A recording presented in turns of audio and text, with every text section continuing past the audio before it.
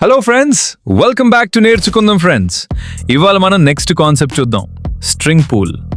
Last వీడియోలో మనం చూసాం స్ట్రింగ్స్ ఇమ్యూటబుల్ అని. ఇప్పుడు డౌట్, సేమ్ స్ట్రింగ్ మళ్ళీ క్రియేట్ చేస్తే మెమరీ వేస్ట్ అవుదా?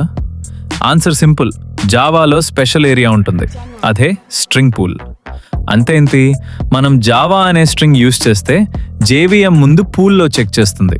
ఆల్రెడీ ఉంటే కొత్త ఆబ్జెక్ట్ క్రియేట్ చేయదు, ఎగ్జిస్టింగ్ స్ట్రింగ్ ని రీయూజ్ చేస్తుంది. ఎగ్జాంపుల్ చూద్దాం.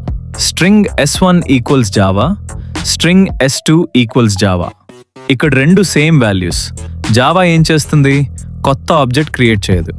S1 మరియు S2 సేమ్ మెమరీని పాయింట్ చేస్తాయి. అంతే, మెమరీ సేవ్ అవుతుంది.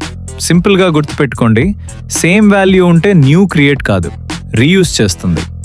ఇదే స్ట్రింగ్ పూల్. ఒక చిన్న పాయింట్, న్యూ కీవర్డ్ యూస్ చేస్తే పూల్ని యూస్ చేయదు, కొత్త ఆబ్జెక్ట్ సెపరేట్గా క్రియేట్ అవుతుంది. క్లియర్ అయిందా? డౌట్ ఉంటే కామెంట్లో చెప్పండి. నెక్స్ట్ వీడియోలో double equals vs equals difference చూద్దాం. ఫాలో నేర్చుకుందాం ఫ్రెండ్స్, కలిసి మన ఐటీ కెరియర్ బిల్డ్ చేసుకుందాం.